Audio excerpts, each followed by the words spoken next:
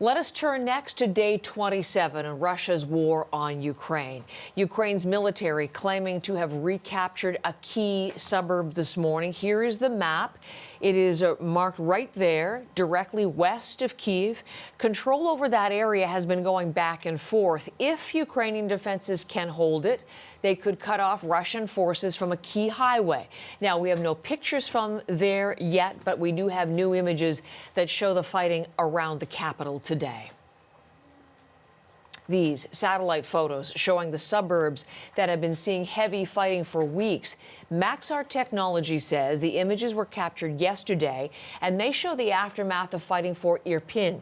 One image shows artillery positions pointing toward the city. The latest analysis from top U.S. and U.K. defense officials is this, that the Russian attempt to surround Kyiv is bogging down because of Ukrainian resistance and because of supply problems. This morning, Ukraine's top generals claim Russian forces will run out of ammunition and food and fuel in about 3 days. Salima Shivji is on the story for us. She is live in Warsaw this morning.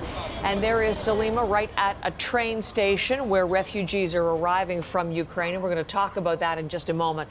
But Salima, let us begin with the latest as far as the war goes and a fresh warning from the U.S. president. That's right, Heather. A really chilling warning from the U.S. president. Sorry, I'm in the middle of a bit of a busy train station. Obviously, refugees are getting supplies here as I stand here. Let's talk about Ukraine for a second. As you mentioned, a warning from U.S. President Joe Biden, basically saying that he believes that Russia is ready to escalate this war. Biden's convinced, along with other Western leaders, that Russian troops, Vladimir Putin, the president of Russia, is frustrated a little bit with the stalemate in the country. And so he is warning that Putin is ready to use chemical weapons in this fight to escalate the war. I'll let you have a listen to a little bit more of precisely what Joe Biden had to say about this.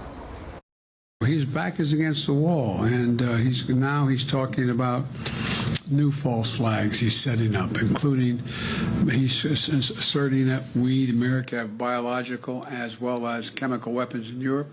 Simply not true. I guarantee you. They're also suggesting that Ukraine has biological and chemical weapons in Ukraine. That's a clear sign he's considering using both of those.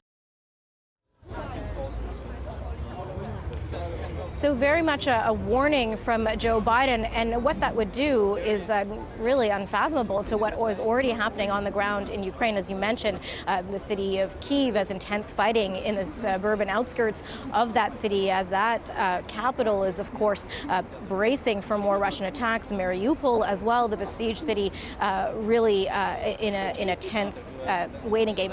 Ukrainian President Volodymyr Zelensky is saying that so many cities in his country are now simply unrecognizable because of the bombings from Russia. He also spoke with Ukrainian television last night, and he did talk about some of the conditions that could happen if there were to be further talks. He called for direct talks between himself and Vladimir Putin. He says that is something that has to happen to get a sense of where Putin feels this will go from here on end. Zelensky did also talk about a possibility of compromise on the question of Ukraine's NATO membership, but he said that would have to be in exchange for certain conditions, basically securing Ukraine's security, making sure that Ukraine would be secure, a complete withdrawal of Russian troops, as well as a ceasefire. And he did say that some of those political conditions would perhaps have to go to a referendum. So it would be Ukrainian people voting on what some of those peace conditions could be. I mean, the sense of people on the ground that there is very much anger at Russian troops having advanced at the Kremlin as well. So what sort of scene a referendum could play out? Obviously, it's a hypothetical still from Ukraine's president, but it's something that he is raising in terms of his call for direct talks to get some sort of ceasefire in this.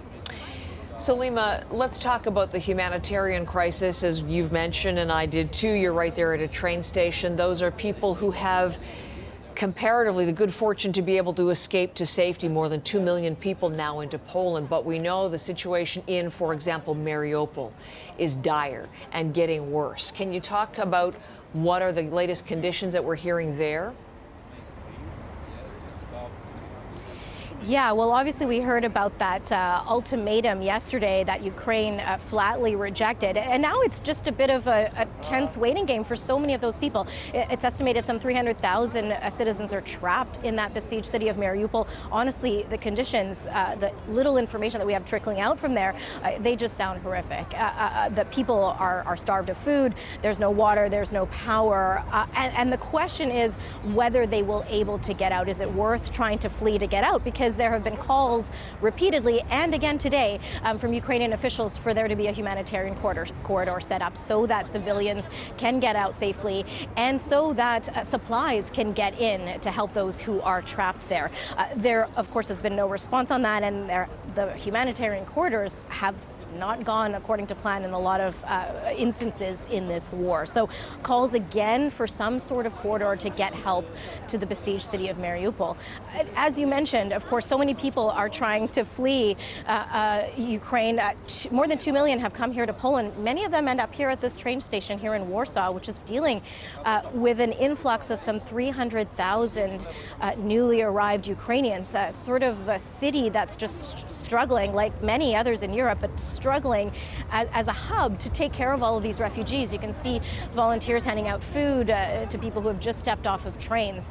And there are some who are being hosted by Polish families. A lot of homes in Warsaw have been opened up to refugees, but there's, a processing time, a lot of unknowns for so many of these refugees.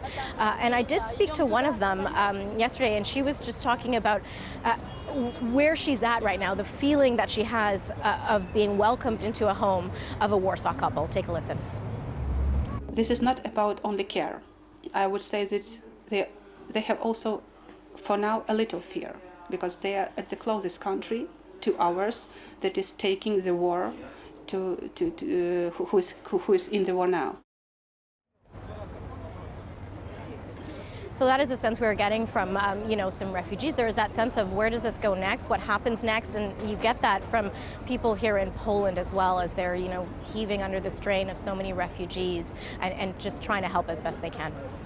Salima, thank you so much. Right in the heart of that story there in Warsaw, our Salima Shivji.